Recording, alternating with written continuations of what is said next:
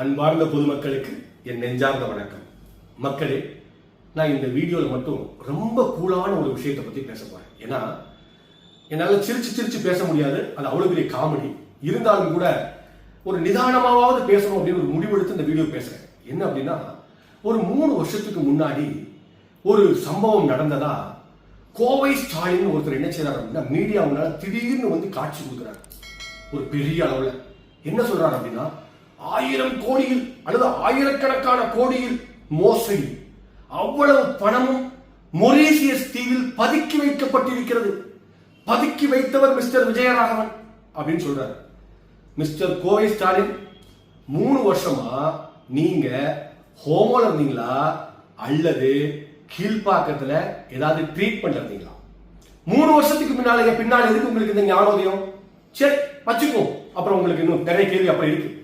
உங்க கூட ஒரு அல்லக்கை சுத்தும்ல, விஜயானந்த் அட்வொகேட்னு தன்னை சொல்லிக்கிட்டு சுத்தக்கூடிய அந்த விஜயானந்த், அவர் கையில நீங்க ஒரு மைக்க கொடுத்தீங்க இல்லையா, எனக்கு எல்லாம் விழுந்து விழுந்து சிரிக்கலாம்னு ஒரு பக்கம் காமெடி. இன்னொரு பக்கம் என்னன்னா, அவர் தான் இப்போ இந்த டயத்துல ஒரு துருப்பு சீட்டு.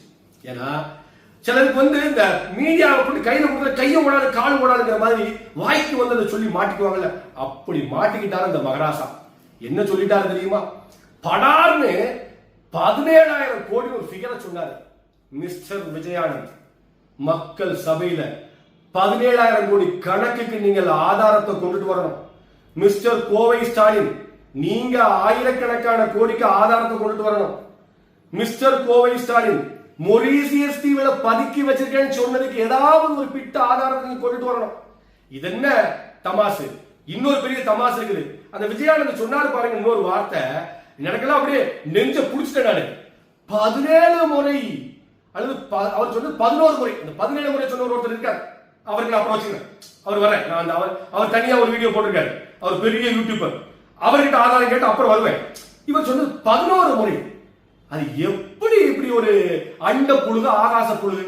எனக்கு என்ன வேணும்னா, 11 முறை நான் மொரீசியஸுக்கு போன அந்த டீட்டெயில நீங்க எனக்கு சொல்லணும். அதாவது இதுக்கு பேர் என்னன்னு தெரியுமா மிஸ்டர் விஜயானந்த்? பாஸ்போர்ட். தெரிஞ்சுக்கோங்க, உங்களுக்கு இருக்கான்னு எனக்கு தெரியல. கோயம்புத்தூர் முட்டுச்சந்து இல்ல மொரீசியஸ். மொரீசியஸ் போகணும்னா இந்த பாஸ்போர்ட் வேணும். பாஸ்போர்ட் மட்டும் இருந்தா போதாது, இங்கேயும் இமிகிரேஷன் அங்கேயும் இமிகிரேஷன். அங்க என்ன செய்யணும் அப்படின்னா வந்து விசா அடிக்கணும், அங்க ஸ்டாம்ப் அடிக்கணும், ஏகப்பட்ட ப்ரொசீஜர் இருக்குது. அது வேற கண்ட்ரி மகராசா. அப்படி எல்லாம் வந்து கவுண்ட வந்து நீங்க கண்மூடித்தனமா சொல்லிட்டு தப்பிச்சிட முடியாது. நிரூபிக்கணும். நீங்க 2 பேரும் உலகமகா களவாணி. எவ்வளவு பெரிய களவாணி மக்கள் எல்லாருக்கும் தெரியும்.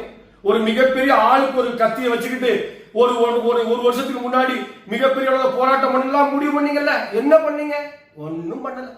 இப்ப என்னன்னா, உங்களுக்கு மைவேத்ரி பிரச்சனை பெருசாகும் பொழுது நீங்க இந்த வீத்ரி ஆன்லைன் அதை ஒண்ணுன்னு சொல்லி என்ன செஞ்சிடலாம் அப்படின்னா, நீங்களும் ஒரு மீடியா வெளிச்சத்துக்குள்ள வந்துடலாம்னு ஒரு சந்தர்ப்பவாதியா உள்ள வந்திருக்கீங்க. சரி, அப்படி எப்படி இந்த ஆதாரங்களை கொடுப்பதற்காக ஆள் கொடுத்தீங்க ஒரு 10 பேரை செட்டப். அதாவது ஒரு விஷயம் தெரிஞ்சுக்கோங்க, அதாவது ஒரு ஊழல் சம்பந்தமா அல்லது ஒரு மோசடி சம்பந்தமா அல்லது ஒரு பண ஏமாற்ற சம்பந்தமா காவல்துறையில வழக்கு கொடுக்கிறதுக்கு ஒரு ப்ரொசீஜர் இருக்கு. என்ன தெரியுமா? உண்மையிலேயே நல்லா புரிஞ்சுக்கோங்க, அப்படி இல்ல உண்மையிலேயே அவங்க ஏமாந்துருக்காங்கன்னா முதல்ல போக வேண்டியது காவல்துறைக்கும் கிடையாது, மீடியா கிட்டையும் கிடையாது. ஒருவேளை என்கிட்ட தான் அவங்க ஏமாந்துருக்காங்கன்னா என்கிட்ட வரணும், வந்து நான் உங்ககிட்ட ஏமாந்துருக்கேன், சோ இந்த ஏமாந்ததை எனக்கு கொடுங்கன்னு கேட்கணும்.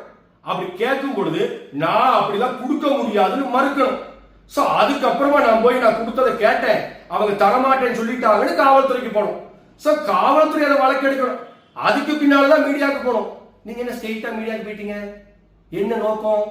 ஆதாரம் இல்லாம எப்படி போனீங்க? உங்ககிட்ட கொடுத்த அந்த கம்ப்ளைண்ட் கொடுத்த அத்தனை வேண்டிய ஆதாரம் இருக்குதா? ஆதாரம் தான் எப்ப போயிருக்கணும்? 3 வருஷத்துக்கு முன்னாடி நடந்த சம்பவத்துக்கு 3 வருஷம் கழிச்சா போயிருக்கணும். என்ன ஒரு நியாயம் இருக்குது உங்களுடைய அந்த குற்றச்சாட்டுல? விடமாட்டேன் உங்களை. அதாவது நீங்கள் ஆதாரம் காட்ட வேண்டும். இந்த ஸ்டாலின் இந்த விஜயானந்தோடைய முகத்திலேயே கிழிக்கணும். எனக்கு பல்வேறு யூடியூபர்ஸ் நான் இப்ப பாவமா பாக்குறேன். ஏன் தெரியுமா? இந்த அறிவில்லாத 2 பைத்தியம் பேசின இந்த கண்டென்ட ஏதோ உண்மை கண்டென்ட் சொல்லிட்டு ஒரு பெரிய பேப்பர் என்ன செய்யறா 3 நாளைக்கு போடுறான். 17,000 கோடிங்களா, 18,000 கோடிங்களா, 20,000 கோடிங்களா. சோ அந்த பேப்பர் நினைக்கும் போது அதுக்கு மேல ஒரு நல்ல மரியாதை இருந்துச்சு. ஆனா அந்த ரிப்போர்ட்டர் இந்த விஜயானந்தோட ஃப்ரெண்டு போல. அதனால அந்த பேப்பரோட பேரையே உமாக்கிட்டான். ஒரு நாள் 17,000 குடிக்கிறான், அடுத்த நாள் 18,000 குடிக்கிறான், அடுத்த நாள் 20,000 கூடவே போட்டான் பாருங்க. அதாவது மிஸ்டர் அண்ணாமலை ஏன் சந்தித்தார்? ஐயா ராசா, நான் அண்ணாமலை சாரை பார்த்ததே கிடையாது. அதாவது தேவையில்லாத வார்த்தைகளை நீங்க என்ன செய்யக்கூடாதுன்னா மிகைப்படுத்தி என்ன செய்யக்கூடாது, பேசக்கூடாது. இதெல்லாம் அன்வாண்டட். எல்லாத்துக்கும் மேல இந்த வீடியோ மூலமா மக்களுக்கு ஒரு கேள்வி கேட்கிறேன். அதாவது பல்லாயிரம் கோடி ஊழல் செஞ்சதா என் மேல ஒரு குற்றச்சாட்டு. நான் மக்களோட மக்களா யதார்த்தவாதியா வாழ்ந்துகிட்டு இருக்குது உங்க எல்லாருக்குமே தெரியும். என்னுடைய கோயில் எல்லாம் 15 நாளைக்கு ஒருக்க பஞ்சமி பூஜை ரொம்ப சிறப்பா கோலாகலமா நடந்துகிட்டு இருக்குது. ஒவ்வொரு பஞ்சமியிலையும் நான் என்ன செய்வேன், போய் சொற்பொழிவாற்றுவேன், மக்களோட மக்களா இருப்பேன், பல்வேறு மீட்டிங்ல நான் பேசுவேன், நிறைய இடங்கள்ல ப்ரோக்ராம் பண்ணுவேன். இது எல்லாமே மக்களுக்கு தெரியும், மக்கள் பார்த்துட்டு இருக்கீங்க. இப்ப நான் தலைமறைவாகல. எனக்கு ஒரே ஒரு கேள்வி, எல்லா இடத்துலயும் என்ன நடந்திருக்கும்? பணத்தை பறி கொடுத்தவன் கம்ப்ளைண்ட் பண்ணுவான், பணத்தை ஏமாத்திட்டு போனவன் ஓடி போயிருவான். இப்ப நான் மாத்தி கேட்கிறேன், ஏமாத்திட்டு போகல, நானு ஏமாத்திட்டு போனதா குற்றம் சாட்டக்கூடிய நான் தலைமறைவாகல. என்கிட்ட ஏமாந்த அது பல கோடி பேர், அது பல கோடி இழந்த நபர்கள் எங்க தலைமறைவாயிட்டாங்க இந்த 3 வருஷத்துல? ஏன் இதுவரைக்கும் எங்கேயுமே எந்த ஸ்டேஷன்லயும் போய் எந்த ஒரு எஃப்ஐஆர் ஏன் பதிவாகல? புரிஞ்சுக்கோங்க, நான் தரமானவன், குற்றமற்றவன்.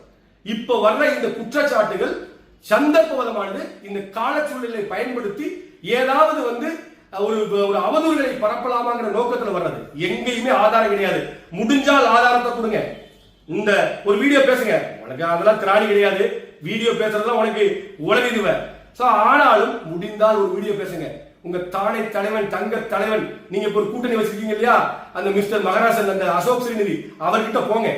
அவர் சொல்றாரு உங்களை பத்தி, உங்களை கிழிச்சு விட்டார். நான் மனு கொடுக்க வந்திருக்கேன், ஒரு 700 பேர் கொண்ட அமைப்பு 10 பேரோட மனு கொடுக்க வந்திருக்காங்கன்னு உங்களை கிழிச்சு விட்டார்.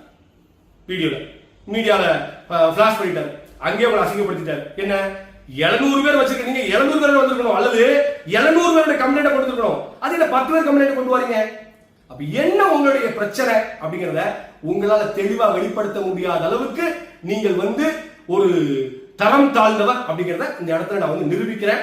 சோ இதை நீங்கள் குற்றமற்றவர் என்றால் மறுங்கள், ஆதாரத்தை காட்டுங்க. நான் மொரீஷியஸ் போனதை நிரூபிங்க. 10,000 கோடி ஊழலுக்கு பின்னால யார் ஏமாந்தாங்க, அவங்க தலைமறைவா இருக்கிற அவங்க எல்லாரும் கொண்டு வாங்க. சோ குற்றத்தை நிரூபிப்பதற்கு போராடுங்க. சட்டம் என்ன செய்யும் எனக்கு நல்லா தெரியும். அது சம்பந்தமா என்கிட்ட கேட்டாங்க, கேட்டதுக்கான விளக்கத்தை அழிஞ்சிட்டேன், கொடுத்துட்டேன். சோ ஆக இந்த அவதூறு பரப்புற அத்தனை பேரும் ஆதாரத்தை தேடி வைங்க. நான் இப்பெல்லாம் வீடியோ பேசி உங்ககிட்ட கேள்வி மட்டும் கேட்டு போயிட்டேன். அப்புறம் என்ன செய்ய தெரியுமா, உங்க எல்லார் மேலேயும் கம்ப்ளைண்ட் கொடுப்பேன், எல்லார் மேலே என்ன செய்வேன், மாடர்ன் ஸ்டேட் வழக்கு போடுவேன். சோ எல்லாரையும் கோர்ட்டுக்கு இழுப்பேன், எல்லாரையும் காவல்துறை அதிகாரி முன்னால விசாரணைக்கு உட்கார வைப்பேன். சோ உங்களை யாரையும் சும்மா விட போகுது. ஏன்னா நீங்க ஒரு மிகப்பெரிய ஒரு அவதூறை கிளப்பி சொசைட்டில ஒரு நல்ல நேமோட நேம கெடுக்க பார்த்த அந்த முயற்சியை தோல்வித்து காட்டுவேன் என்று கூறி, அது இந்த ஸ்டாலினுக்கும் விஜயானந்துக்கும் மட்டும் பொருந்தாது. இவர்களை மையப்படுத்தி, இவர்கள் பேசிய வார்த்தைகளை மையப்படுத்தி ஆதாரம் இல்லாமல் பேசிய அத்துணை நபர்களையும் சேர்த்து நான் கிழிப்பேன் என்று கூறி விடைபெறுகிறேன். நன்றி, வணக்கம்.